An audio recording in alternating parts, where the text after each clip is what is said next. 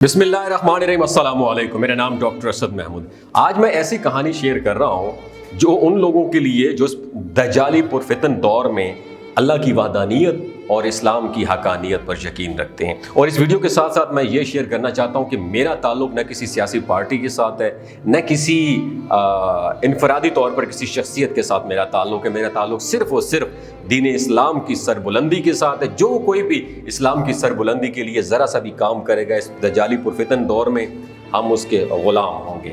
دوستو، جرمن کی ایک آرٹسٹ کی زبانی اس کا اسلام کی طرف سفر کیسے شروع ہوا اور اس میں عمران خان کا اس میں کیا کردار تھا، اس ویڈیو میں ہم اردو زبان میں آپ کو بتائیں گے۔ کرسٹن بیکر کہتی ہے کہ جب میں 1991 میں MTV پر کام کرتی تھی تو میں نے دنیا کی ہر آسائش دیکھی، لاکھوں یورو کی کمائی کی، خوبصورتی، تعریفیں ہونے کے باوجود میرے اندر کوئی کمی لگتی تھی۔ ایک دن میں نے تقریب میں خطاب کیا، سپیچ کی، جس میں عوام کا سمندر تھا، شور اور بھیڑ میں سے تقریر ختم کر کے جب میں ہوٹل کے کمرے میں پہنچی تب میرے کانوں میں شور گونج رہا تھا لیکن سکون نہیں تھا، حتیٰ کہ تنہائی میں بھی مجھے سکون نہیں ملا۔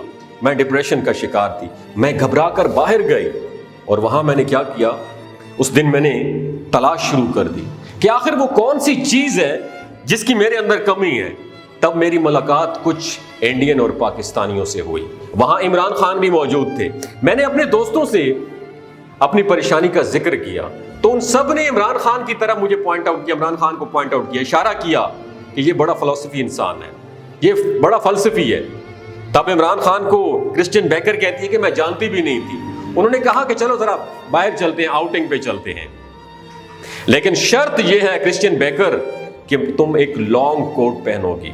مجھے سن کر بڑا عجیب لگا، لیکن کیونکہ اسلام میں، مذہب اسلام میں عورت کا پورا جسم دکھانا منع تھا، میں نے بھی ایک لمبا کوٹ پہنا۔ تب مجھے بڑا عجیب لگ رہا تھا، لیکن اس امید کے ساتھ کہ شاید میری پریشانی اور ڈپریشن کا کوئی علاج عمران خان کے پاس ہو، میں عمران خان کے ساتھ باہر چلی گئی۔ مجھے لگا کہ یہ کوئی روایتی گفتگو کریں گے، ہنسائیں گے، میرا موڈ بدلنے کی کوشش کریں گے، مگر اس کی بجائے انہوں نے جو پہلا سوال مجھ سے کیا وہ فلسفی پر تھا۔ عمران خان نے پوچھا، ہماری زندگی کا مقصد کیا ہے؟ ہمیں کیوں پیدا کیا گیا ہے؟ وہ کون سا کام ہے جو ہم نے اس دنیا سے کر کے جانا ہے؟ کیا ہمارے ہونے سے اس دنیا میں کوئی بدلاؤ آیا ہے؟ یہ 4 سوال تھے۔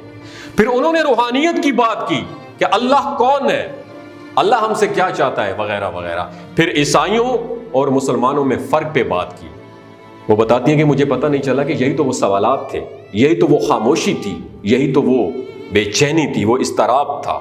عمران خان نے خود ہی سارے سوالات کے جوابات دیے جو مجھے اسلام کی طرف اٹریکٹ کرتے چلے گئے۔ اور پھر عمران خان نے مجھے ایک اسلامی کتاب دی، میں نے اسے پڑھا اور مجھے یقین ہو گیا کہ یہی وہ کمی تھی، تو میں نے اسلام قبول کر لیا۔ لیکن مجھے عجیب لگا کہ مجھے اسلام سے روشناس کروانے والا کوئی علامہ نہیں، کوئی داڑھی والا انسان نہیں، بلکہ ایک نوجوان سپورٹس مین ہے۔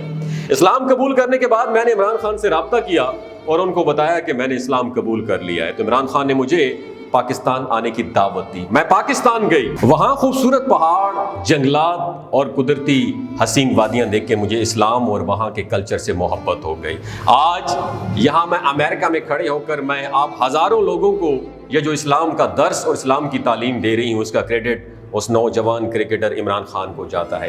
اس تقریب کے دوران کرسٹن بیکر نے یہ سارا واقعہ سنایا تھا جو 2008 میں حج پر بھی گئی تھی، اور پھر وہ لڑکی جس کو کبھی عمران خان نے ایک اسلامی کتاب دی تھی، اس نے خود اسلام پر ایک کتاب لکھ ڈالی جس کا نام ہے MTV to مکہ، کیسے اسلام نے میری زندگی بدلی۔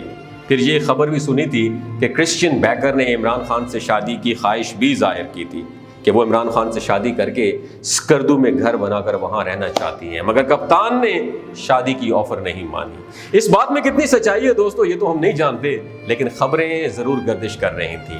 کرسچن بیکر آج بھی اسلام پر کام کر رہی ہیں اور آرٹسٹ کنسلٹنٹ بھی ہیں، اور حجاب تو ہر وقت نہیں لیتی، لیکن مگر آج بھی مغرب میں بیٹھ کر وہاں کے لوگوں کو وہی جملہ کہتی ہیں جو عمران خان نے ان سے پہلی ملاقات میں کہا تھا کہ پردہ کرنے سے عورت کی شان بڑھتی ہے، کم نہیں ہوتی ہے۔ کپتان عمران خان کے لیے اہم ہی نہیں، اللہ پاک نے کروڑوں دلوں میں محبت ڈالی ہے۔ اس طرح کے ڈھیروں کارنامے ہیں جو کپتان اپنی 70-75 سال زندگی میں کر چکے ہیں۔ دوستو، جن کو کوئی شک ہو جو میں آپ کے سامنے ریسرچ شو کر رہا ہوں، بالکل میں غصہ نہ کریں، کیونکہ پورے پاکستان کی بات کر رہا ہوں کہ وہ انگریزی زبان میں کرسچین بیکر کی جو تقریر ہے وہ سوشل میڈیا پہ موجود ہے، آپ اسے خود دیکھ سکتے ہیں۔